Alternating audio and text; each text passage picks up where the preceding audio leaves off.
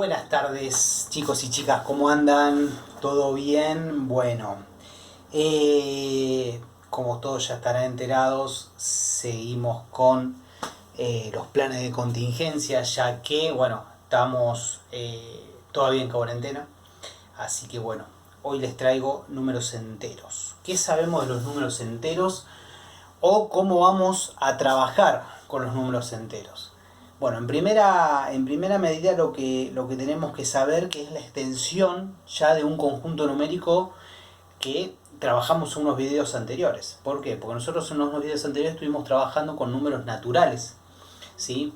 Y esos números naturales nosotros los usábamos para contar, ¿sí? Contábamos manzanas, bananas, dinero, lo que sea, pero siempre era en formas positivas. Bueno, llegó un momento, ¿sí? También en la historia de la humanidad, porque esto tiene todo historia, en los cuales algunas civilizaciones empezaron a preguntar cómo resolver diferentes tipos de problemas, ¿sí? Por ejemplo, se encontraban en una situación donde tenían, no sé, algo así y les daba, no sé, -1, ¿no? Una cuestión así. Entonces vos decís, pero nosotros decíamos, bueno, ¿cómo llego a este valor? ¿Cómo existe la posibilidad de que x más 2 me termine dando -1? ¿Sí? O bueno, en otras civilizaciones lo que necesitaban hacer, los empezaron a utilizar es cuando había cosas que les faltaban, ¿sí? O había ausencias o pérdidas. Entonces de ahí de alguna manera empezó a resolverse esta cuestión de números enteros, o creció ese conjunto de que antes eran números naturales. Necesitaban esta manera de poder empezar a ver otro tipo de números. Y así un poco en resumen, podemos decir que en realidad el conjunto de números enteros lo vamos a representar con la letra Z. Ahí no se ve muy bien, pero es como una Z doble así, que según tengo entendido es como se dice o como empieza en alemán, como se dice enteros, ¿sí? O cómo empieza números enteros en alemán. Así que bueno, saben que eso es de ahí.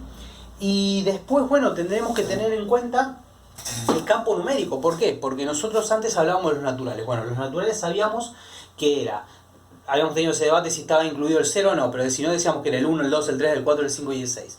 Bueno, ahora, en este campo numérico, nosotros tenemos los enteros también, pero bueno, venimos de un número muy grande negativo y aparecen estos numeritos.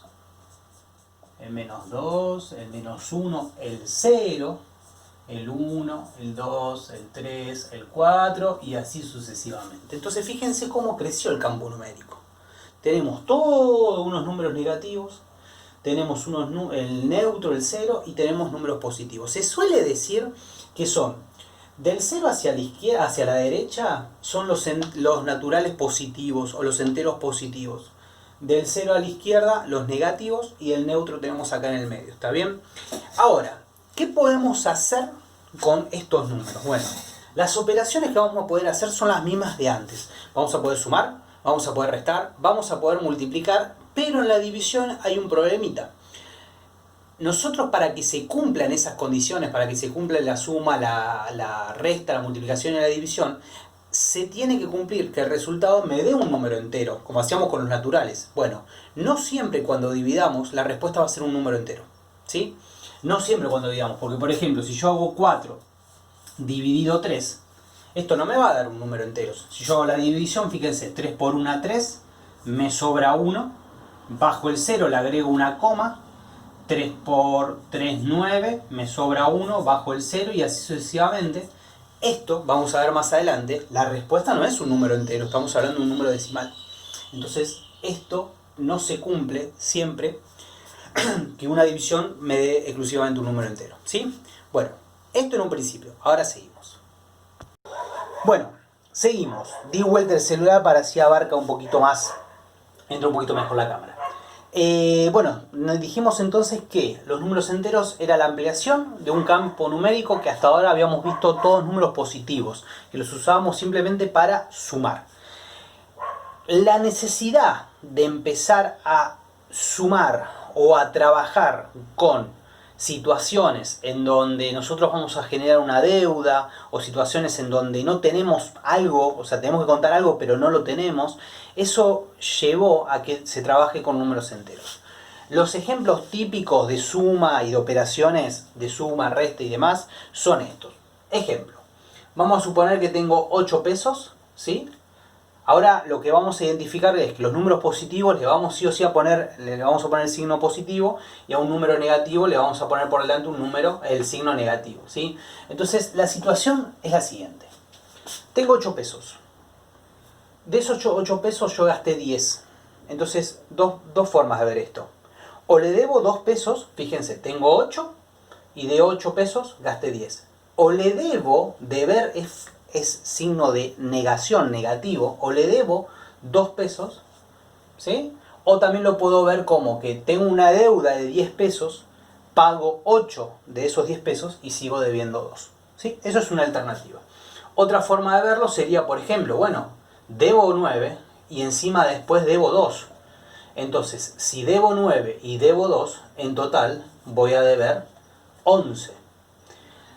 ¿Qué pasa cuando el número mayor es positivo? Por ejemplo esto, más 6 menos 3. Bueno, esto es como si tuviésemos antiguamente los números naturales, donde yo hago 6 menos 3, me va a dar 3. ¿Y qué pasa si simplemente ambos son naturales? O ambos son enteros positivos. Fíjense cómo empezamos a cambiar las expresiones. Si ambos son enteros positivos, entonces bueno, 7 más 3 me va a dar 10. Fíjense que me estoy olvidando de los signos, que es muy importante ponerlos, ¿sí? No se olviden nunca de poner esto. Las operaciones que después vamos a ir haciendo con los ejercicios combinados y demás tienen la misma reglamentación que usábamos antes. Separación en términos, que primero se resuelven las potencias, los paréntesis, las raíces, todo eso va a ser igual, ¿sí? Ahora seguimos. Bueno, lo que acabo de hacer acá, yo ya directamente puse unos ejemplos, ¿sí? En donde lo que tenemos son números enteros, tanto positivos como negativos, y se están multiplicando. Acá lo que vamos a aprender o a revisar es lo que vamos a llamar la regla de signos. La regla de signos es lo siguiente, y en estas palabritas. Cuando yo multiplico o cuando yo divido números enteros y los signos son iguales de esos números enteros, el resultado siempre va a ser positivo. Después hacemos la cuenta.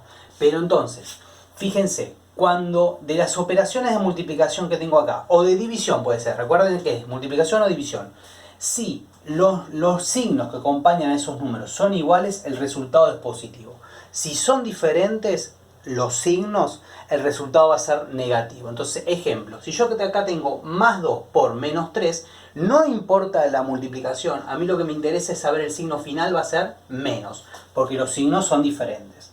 Acá los signos son iguales, así que va a ir más. Acá los signos también son iguales, acá va a ir más.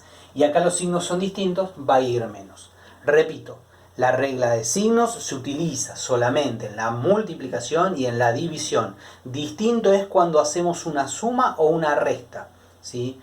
Cuando yo tengo suma o resta no se utiliza regla de signos. Acá sí. Una vez que aplicamos esa regla de signos, sea multiplicación o división, procedemos a hacer la operación. 2 por 3, 6, o sea que me da menos 6. 2 por 9, 18, positivo. 3 por 5, 15, positivo. Y menos 3 por 4, menos 12. ¿Sí? Recuerden que esto mismo lo vamos a poder aplicar tanto en la suma, tanto en la multiplicación como en la división, ¿sí? Reglas de signos solamente multiplicación y división. Y me dice, cuando dos números se están multiplicando o dividiendo y sus signos son iguales, el resultado va a ser positivo. Cuando dos números se están multiplicando o dividiendo y sus signos son distintos, el resultado es negativo. Bueno, un detalle que tendría que haber empezado por acá, en realidad primero, esto que tenemos acá es una recta numérica, donde está representado todos los números enteros negativos para el lado izquierdo y los enteros positivos para el lado derecho. Cada espacio que hay entre estos numeritos le vamos a llamar unidad, ¿sí? O sea, avanzamos una unidad, 2 unidades, 3 unidades, 4 unidades y así sucesivamente. La representación en la recta de los números enteros es en base a los resultados que me están dando. Por ejemplo, yo tengo que representar el menos 4, el menos 1, el 3 y el 5, así como está. Entonces, la representación va en base a la ubicación. Menos 4 va a estar acá, el menos 1 va a estar acá, el 3 va a estar acá y el 5 va a estar acá. ¿Sí? Bueno, esto es el primer videíto y un pantallazo de lo que podríamos hablar de números enteros. ¿Sí? Espero que se haya entendido y vamos a seguir avanzando a lo largo de los demás videos.